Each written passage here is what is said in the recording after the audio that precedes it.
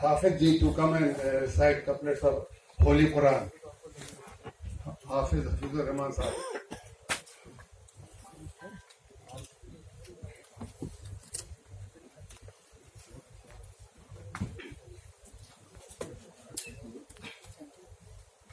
أعوذ بالله من الشيطان الرجيم. بسم الله الرحمن الرحيم. أولم ير الذين كفروا أن السماوات والأرض كانتا رتقا ففتقناهما وجعلنا من الماء كل شيء حي أفلا يؤمنون وجعلنا في الأرض رواسي أن تميد بهم وجعلنا فيها فجاجا سبلا لعلهم يهتدون وهو الذي خلق الليل والنهار والشمس والقمر كل في فلك يسبحون والسماء بنيناها بأيد وإنا لموسعون والأرض فرشناها فنعم الماهدون ومن كل شيء خلقنا زوجين لعلكم تذكرون ففروا إلى الله إني لكم منه نذير मुबीन। सदक़ल्लाहुल अज़ीम। शुरू करता हूँ अल्लाह के नाम से जो बड़ा मेहरबान निहायत रहम करने वाला है। क्या नाशुक्रे लोगों ने ये नहीं देखा कि आसमान और ज़मीन दोनों बाहम मिले जुले थे, फिर हमने उन्हें जुदा किया और हर जिंदा चीज़ को हमने पानी से पैदा किया। क्या ये लोग फिर भी ईमानदार नहीं बनते? और हमने ज़मीन में पहाड़ बना दिए ताकि वो मखलूक को हिला न सके, और हम इसमें कुशादा राहें बना दी ताकि वो रास्ता हासिल कर सकें। आसमान को महफूज छत हमने ही बनाया है, लेकिन लोग इसकी कुदरत के नमूनों पर ध्यान ही नहीं देते। वही अल्लाह है जिसने रात और दिन, सूरज और चांद को पैदा किया, उनमें से हर एक अपने मदार में तैरते फिरते हैं। आसमान को हमने ही अपने हाथों से बनाया है और यकीनन हम इसमें कुशादगी करने वाले हैं, और ज़मीन को हमने फर्श बना दिया, बस हम बहुत ही अच्छा बनाने वाले हैं। और हर चीज़ को हमने जोड़ा जोड़ा पैदा किया ताकि तुम नसीहत हासिल करो, बस तुम अल्लाह ताला की तरफ रुजू करो। यकीनन मैं तुम्हें उसकी तरफ से साफ साफ तंबीह करने वाला हूँ।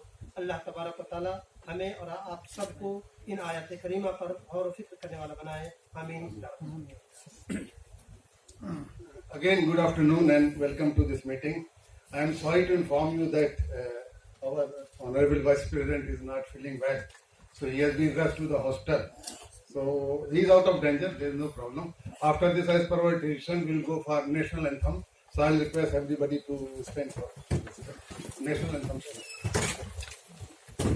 जन गण मन अधिनायक जय हे भारत भाग्य विधाता पंजाब सिंध गुजरात मराठा द्राविड़ उत्कल बंगा इंद्र हिमाचल यमुना गंगा उच्चल जलधि तरंगा तव शुभ नामे जागे तव शुभ आशीष मांगे गाहे तव जय गाथा जन गण मंगल दायक जय हे भारत भाग्य विधाता जय हे जय हे जय हे जय जय जय जय हे। Thank you. He is a bureaucrat, very known and renowned bureaucrat. He has been representing our country in India and abroad also, and he has earned his name for himself. the holding of two portfolios shows that how important he deals with the matters. Unfortunately, the programs, everything was with our Vice President. But again, I welcome and I wish Mr. Ahsan Khan early recovery. Sir, may I brief you that India Islamic Culture Center was established by land given by your ministry way back in '84 by Mrs. Indira Gandhi, the then Prime Minister. And the main purpose is interfaith dialogue and to remove misunderstanding among various religions.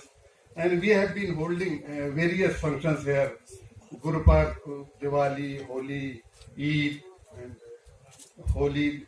Every function is. So roughly we have got 20-25% non-Muslim members also, which is very rare. You being a bureaucrat, and we have very cordial relations with all the persons. After your speech, sir, I will request you. So this and our honorable president, Mr. Siraj Qureshi, sorry, has been in the center of the India Islamic Culture Sector, and he is the person who got it completed. Because I was associated in the earlier committee also, which was headed by Mr. Musa Raza, Gujarat cadre. So, in brief, because our Vice President is not feeling well, and I think our Honorable Minister is also has got some other engagements. So, I'll request Honorable Minister to come and say a few words. Please.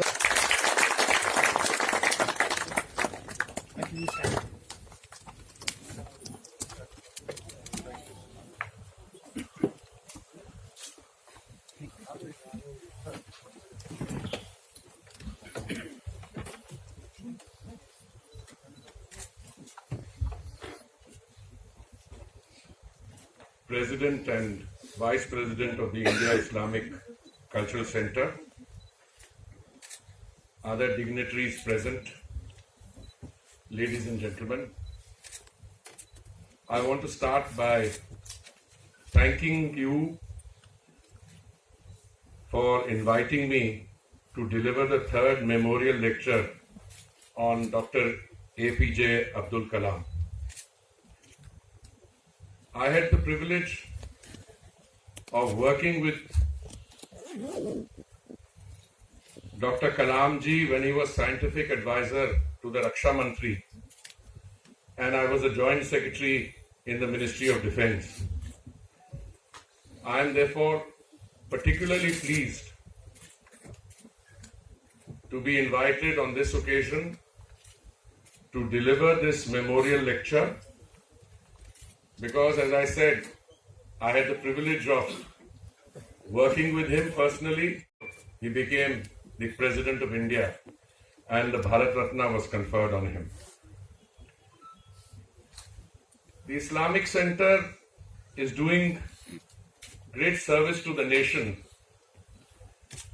by preserving the legacy of one of India's greatest citizens, Dr. Kalam, through his lecture on his birth anniversary, the 15th of October, which was only yesterday.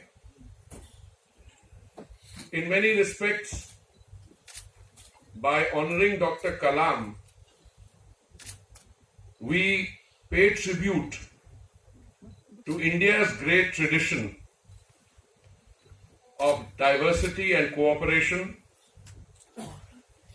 He was one such outstanding individual who embodied these fine traits in his own persona. And this apart from the fact that he was one of India's leading defense scientists. He spearheaded our nation's missile program, among so many other achievements. I want to recall, and if I may, share with you a personal story. I had just been appointed Joint Secretary in the Ministry of Defence after having served in the Ministry of External Affairs, from where I came on deputation. Dr. Kalam was already a legend even when he was scientific advisor to the Raksha Mantri.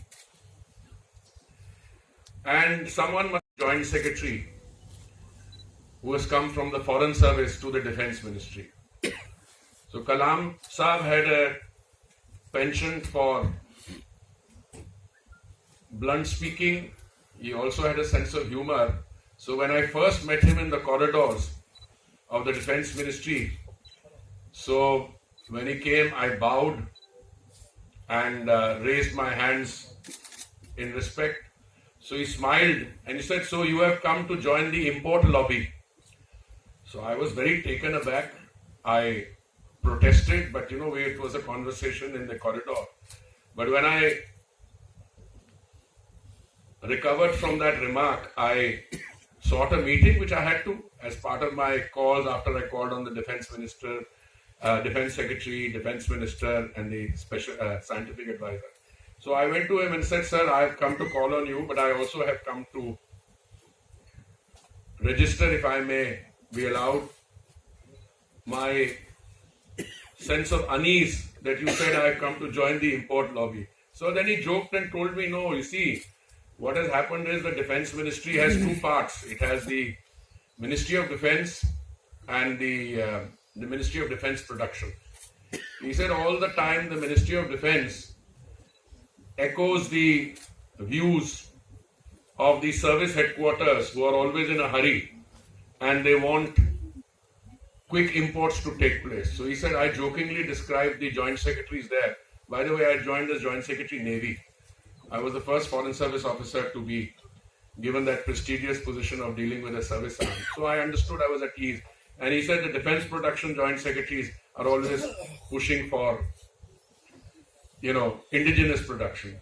So I couldn't resist the opportunity I got. I said maybe the Defence Ministry Joint Secretaries, Joint Secretary Air, Joint Secretary Navy, and the other Joint Secretaries reflect the anxiety of the services, the Army, Air Force, and Navy, that if defence production, the domestic production projects, and we had one or two big items which were get delayed. He said, no, you're absolutely right.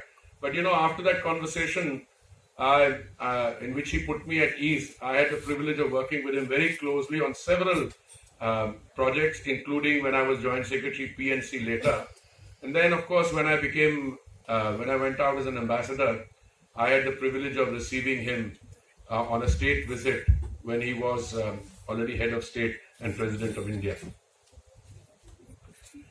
Coming back to Dr. Kalam, I frankly cannot think of too many other individuals in this country. There are many, but the list is not that long, who have received the admiration, respect, and love that Dr. Kalam has deservedly received and continues to receive even today. He was a humble man. He achieved great professional successes that helped the nation chart its course in the 21st century. At the same time, his personal story of integrity, very high intellectual achievement, and charm influenced the lives of so many Indians directly and indirectly. Embodying the idea of India, he was a role model for the world. He represented the multitudes that encompass the diversity of this great nation. He was a devout Muslim, but he was also deeply spiritual and promoted interfaith dialogue and syncretism. He was a visionary scientist who developed cutting-edge satellite technology, but also advocated for development in rural areas. He was India's missile man, who enhanced India's space and defense capabilities, but also dedicated his life towards furthering peace. And I think more significantly, he was the people's president who left an indelible mark on our citizens through his enduring passion and commitment for a better world and a better India first.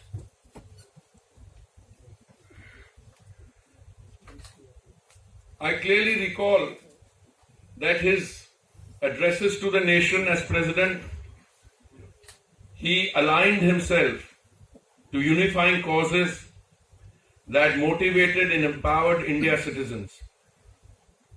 Even after his term, he's contributed significantly to our development agenda as a statesman through his advocacy for better infrastructure and greater access to healthcare.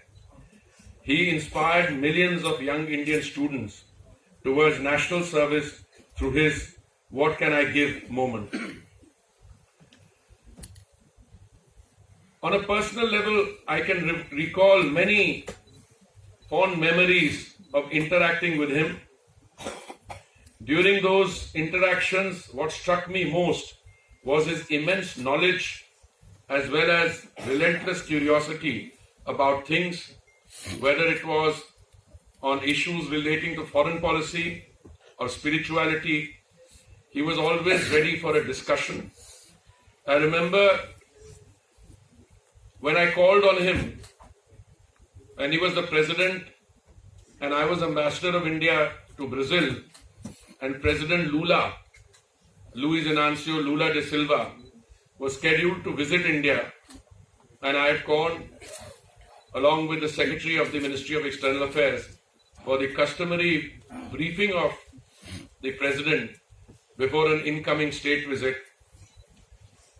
We got into a conversation on poverty alleviation, and he asked me why the Brazilian policy of Bolsa Familia, which the Brazilians had launched in 2003 and which also earned the admiration of the World Bank, could be a replicable model in India.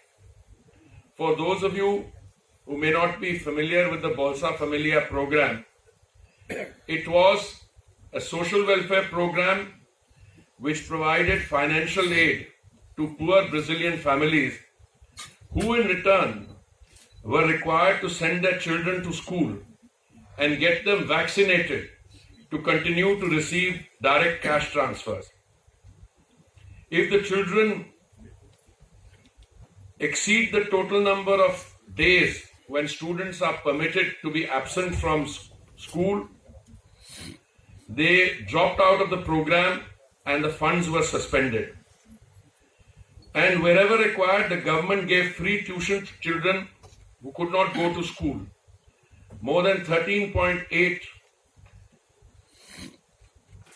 million families were covered under this policy and received almost a fifth of the minimum wage as direct cash transfer. Like any social welfare policy program, it had its admirers and it also had a few critics. The policy, however, proved to be a great success for ending hunger and improving education and healthcare. It had a positive effect on short-term poverty alleviation through direct cash transfers and long-term poverty by increasing human capital and literacy in the Brazilian society.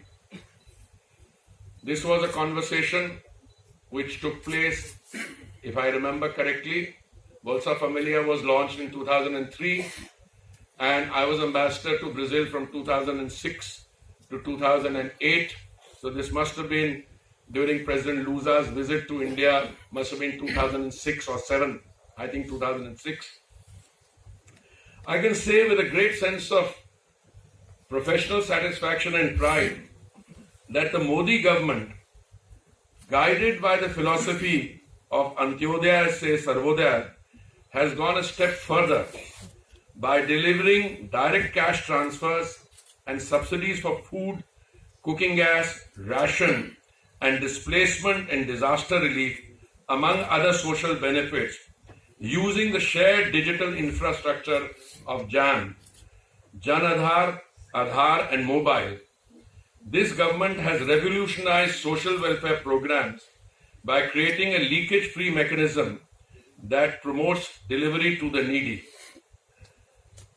More than rupees 1.78 lakh crores have been saved by adopting the direct transfer model, and the efficacy of this scheme was realized during the COVID-19 pandemic, when millions of Indians benefited from the government's proactive interventions. The last year and a half or more have not been easy for the country. We went into a total lockdown on March 25th, 2020, in order to battle the virus, the enemy. During that period, the time was spent to provide much needed attention to our healthcare system. When we went into a lockdown, we had to import 1900 tons of medical supplies from outside, masks, N95 masks, ventilators, PPE kits. Today, one can say with a degree of satisfaction that in a few days' time, I think by another 4 or 5 days, we will be crossing the 1 billion or 100 crore vaccine doses would have been administered. I reflect back on some of the statements which many of my friends in the political firmament had made. Why are you giving clearance for one of the domestic manufacturers? What we had given was emergency authorization use. So one of them, who happened to be a student of mine, I told him, you're reasonably proficient in the English language. Please read what has been done. It's emergency authorization use. When you're faced with the prospects of a pandemic, you can't go to your neighborhood chemist and buy a vaccine off the shelf. There were very few vaccine manufacturers in the world, and those that were manufacturing would naturally cater to their own populations in the first instance. Therefore, it is a great degree of humility and satisfaction, I can say, that one of the manufacturers who was commercially licensed to manufacture a vaccine developed by AstraZeneca, for which the research was done at Oxford, Serum Institute and the other, Bharat Biotech, rose to the occasion, and we are rapidly moving towards a situation where we would have crossed 100 crore vaccine doses in a few days' time, and then we will move to a situation in which the entire population has had the benefit of both doses. One can never afford to be complacent, because the pandemic, the virus, is the enemy, and we are fighting a hidden enemy. But as I was in another public function an hour ago when we released a vaccine anthem sung by one of our artists, Kailash Kherji, Padma Shri, and you will all be hearing it. And vaccination is the best insurance we can do. Things may still go wrong, but when you have an entire nation in the process of being vaccinated, then you have the confidence with which economic activity can be fully. I'm Minister for Petroleum and Natural Gas. I can tell you, prior to COVID, we had a certain consumption of petrol, certain consumption of diesel. Today, we are 10 to 15% higher than the pre-COVID consumption, and we are of petrol and about 6 to 10% higher on the diesel consumption. Of course, I will not go into the issue of prices because I think the levers for that are in other people's hands, but we will continue to work towards price stability. As I mentioned, I had the privilege of working with Dr. Kalam during the period of 1997 to 99. This was an extremely pivotal period for India's defense sector. It was also a period that would establish a prominent place for India in the global geopolitical landscape and would help influence our foreign policy in the subsequent decade. During this period, the government of India was preparing for the Pokhran 2 tests, which were eventually conducted under the joint scientific supervision of Dr. Kalam in May 1998, when he was the scientific advisor to the Raksha Mantri at that point of time. Of the many hats or turbans that I have had to wear in my life as a civil servant and as a public servant, the experience of working in the Ministry of Defence with Dr. Kalam was a highlight. I still remember the clarity of leadership that he brought to the table and how deftly he handled stakeholders from the political, scientific and administrative streams in making Operation Shakti a success.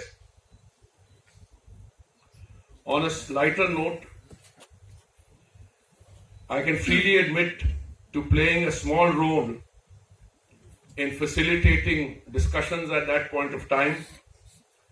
I ended up, when I was Joint Secretary Policy and Coordination, as the interpreter in Shri Mulayam Singh Yadav ji's morning meetings. He used to take a meeting every Monday morning, which used to bring in the service chiefs, cabinet secretary, principal secretary to the Prime Minister, and of course Dr. Kalam and the Defence Secretary.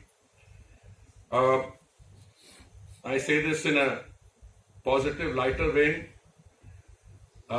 If Mulayam Singh ji and Dr. Kalam were in a room, I'm sure they would have had a great conversation, but the fact was Dr. Kalam spoke no Hindi and Mulayam Singh ji, I'm sure, spoke very good English, but he chose to use Hindi in turn. So the Defence Secretary, Shri Tapas Banerjee, who was an officer of the Haryana cadre, decided in his wisdom that I would be the interpreter in the morning as Joint Secretary Policy and Coordination. I tried to reason with him that as a member of the Indian Foreign Service, I had spent many years abroad and that my Hindi may be found to be wanting, but he would not listen to me. Now, when you are a Joint Secretary, you don't argue with what your boss tells you. And least of all, if it involves a meeting like this, I couldn't say I wouldn't do it. But I tried. And he said, don't worry, I will be sitting right behind you. If you go wrong, I will prompt you. So it was a great experience. One which I said,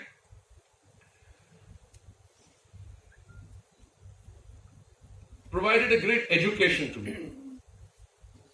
Because you sat with people at the cutting edge of policy making and you participated in that actually as a note taker, because I was the junior most person present in that meeting.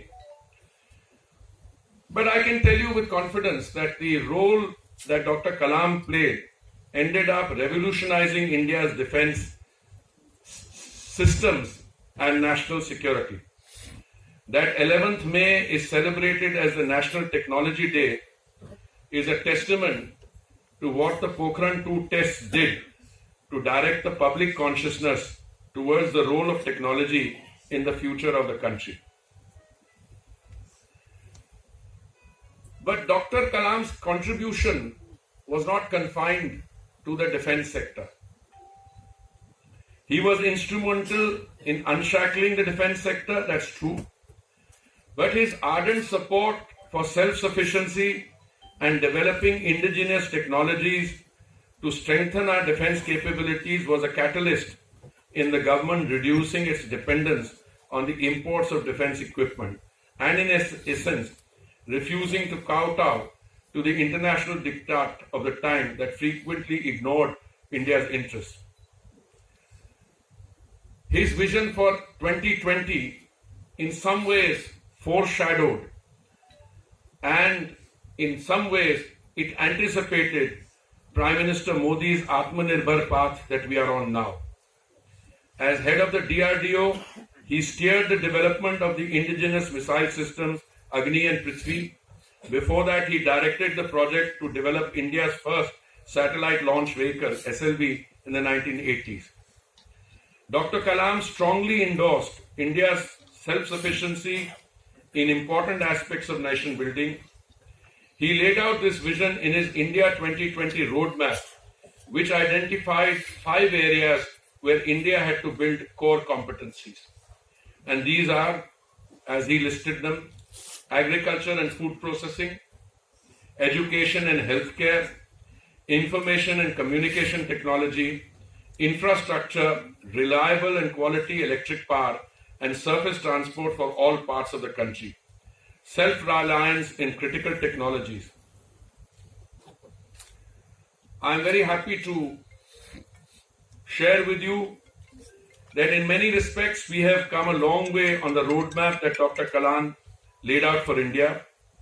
Whether it was infrastructure creation or national security, education or space exploration, the government of India under the leadership of Prime Minister Modi ji is on the path towards self-reliance and sustainable economic growth, which is going to position India amongst the leading countries in the community of nations. Be it in the construction of houses under the Pradhan Mantri Awas Yojana, or reaching universal sanitation through the Swachh Bharat mission, or gaining energy sufficiency through the Ujjwala scheme, this government has built a strong infrastructural foundation. Through the Shyama Prasad Mukherjee RURBN, Rural Mission, this government is realizing Dr. Kalam's vision of creating rural areas with urban-like infrastructure and is helping stimulate local economic development, enhance basic services, and create well-planned villages. Dr. Kalam himself did a lot to further these causes, most notable among them being education and healthcare. In the healthcare sector, he built low-cost coronary stents and computer tablets for healthcare along with Dr. Soma Raju that are widely used in the country and are hailed as shining examples of ingenuity and indigenous brilliance. He believed that education was the gateway to agency in the country and held a special affinity for the young students of the country whom he regarded as the future of a knowledge economy that India would pioneer. It is a befitting homage to him that we also celebrate 15th October as World Students' Day. And I must finally, before I conclude, recall another personal example. I was ambassador and permanent representative of India to the United Nations in Geneva. I was accredited then to the UN agencies. Dr. Kalam was on a state visit to Switzerland, but his first step was in Geneva. And I remember the ambassador in Bern and I, along with Shri S.M. Khan, who was then the press secretary to the president, we had drawn up a very elaborate program, and the program was proceeding very well. Suddenly I was called by the president and said there is an event which he wanted to have included. So I was taken a little by surprise, because most of you know that programs of presidents are not changed last minute, because you have to give notice to the security agencies, you have to mobilize people. But I said there was no question of us not respecting the president. He said he wanted a meeting with children. And all we had at that stage was about a 30 minutes or so, and we had to adjust the program. So we quickly, I asked everybody in my office, I said, who has children who can, of a school age, who can interact with the president? So we were able to get about 40-50 children from our own mission, from some others at short notice. And I must tell you, I sat there and he didn't want either me or his own secretary to be anywhere around. He said, no, you guys, you can sit in the back, not with me here. And I saw his interaction with those children, and I can tell you, it's one of the most fascinating exchanges I have seen. The children clearly were mesmerized by this man, who by that time he had already a halo. He was the man who had, India was a nuclear power, India had developed indigenous missiles, he was associated with it, he had become the president of India. The children were mesmerized, but the children were not hesitant. They didn't care what the level was. They interacted with him fast and sharp. But the beauty that I saw in that interaction was Dr. Kalam did not talk down to them. Dr. Kalam spoke to them at their level. He teased them a bit. He had a little fun with them. but the overall nature of that interaction produced something which I always cherish in my mind. And to conclude, let me say, wherever he went and whomever he spoke with, he exuded optimism and positivity. In today's environment, when many of us tend, I think without reason, to become cynical, and we start looking at and contributing to hyperpolarization, it may do all of us good to remember that Dr. Kalam, what he stood for and how he advocated it. He represented the best of India and was able to successfully bring along diverse traditions, disciplines and peoples to carry a life story that still inspires 1.34 billion Indians. Thank you very much for this opportunity. God bless.